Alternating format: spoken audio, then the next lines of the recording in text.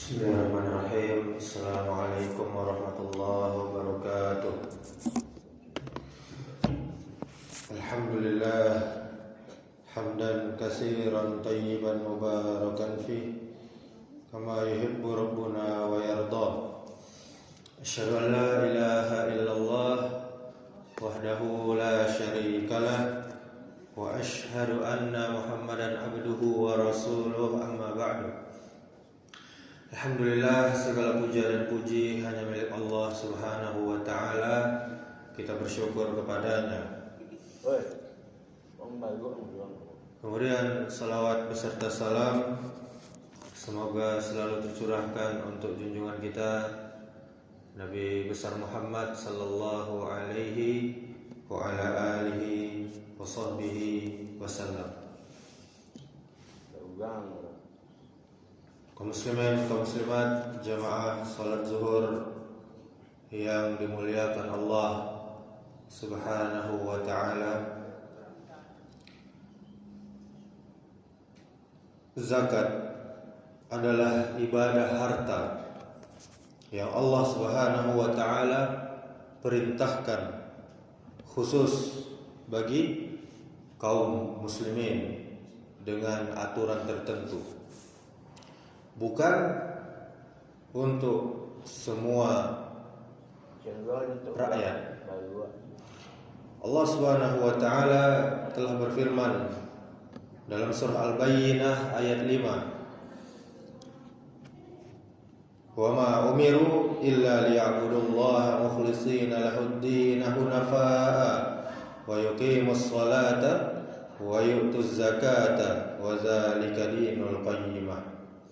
Mereka tidak disuruh kecuali untuk menyembah Allah dengan memurnikan ketaatan kepadanya dalam menjalankan agama yang lurus, juga supaya mereka mendirikan salat dan menunaikan zakat.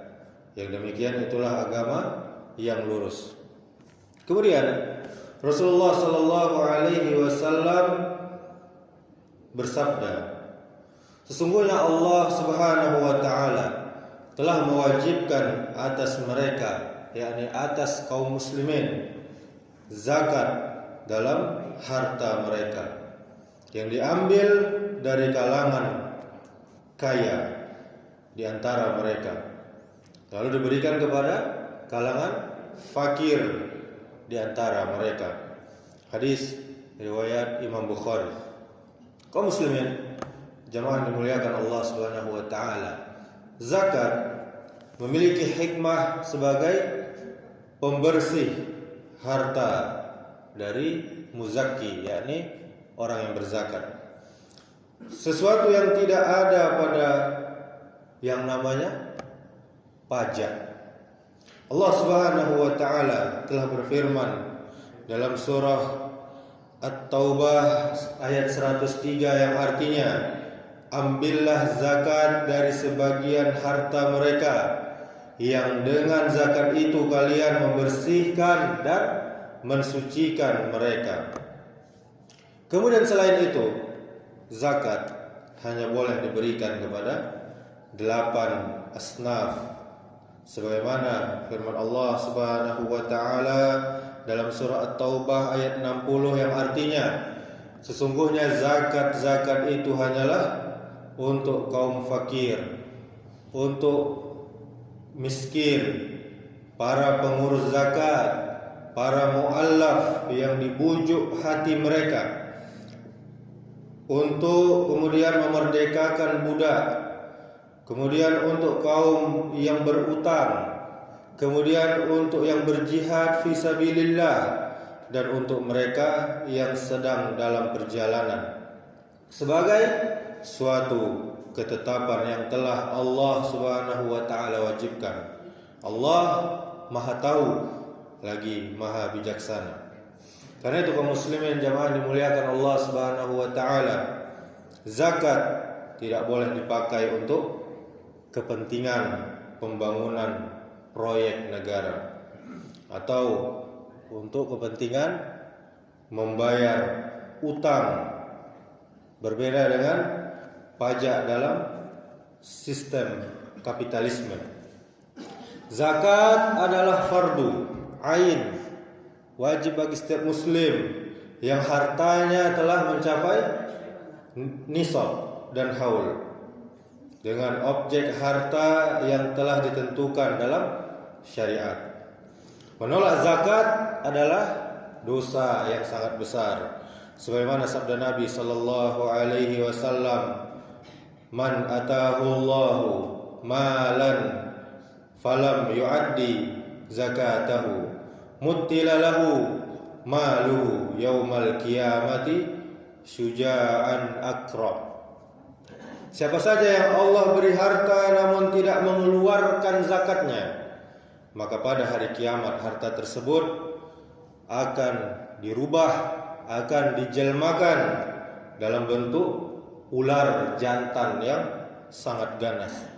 Hadis riwayat Imam Bukhari. Bahkan kaum muslimin jamaah yang dimuliakan Allah Subhanahu wa taala, penolakan zakat dapat berkonsekuensi pada batalnya iman, sebagaimana keputusan Khalifah yang mulia Abu Bakar As-Siddiq radhiyallahu anhu. Abu Bakar memerangi kaum yang murtad karena enggan menunaikan kewajiban zakat ini. Kaum muslimin, kaum muslimat jamaah dimuliakan Allah Subhanahu wa taala, pajak sejatinya tidak memiliki dasar dalam Islam. Setiap pungutan harta yang bertentangan dengan Al-Quran, bertentangan dengan As-Sunnah adalah bentuk kezaliman.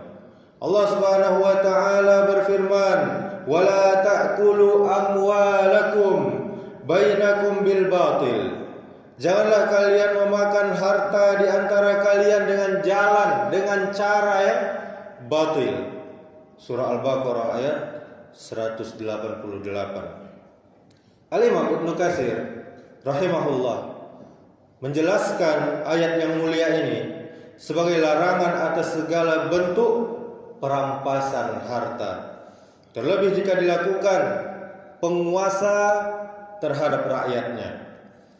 Nabi kita sallallahu alaihi wasallam juga telah bersabda, setiap muslim atas muslim yang lain adalah haram darahnya, haram hartanya dan kehormatannya. Hadis riwayat Muslim.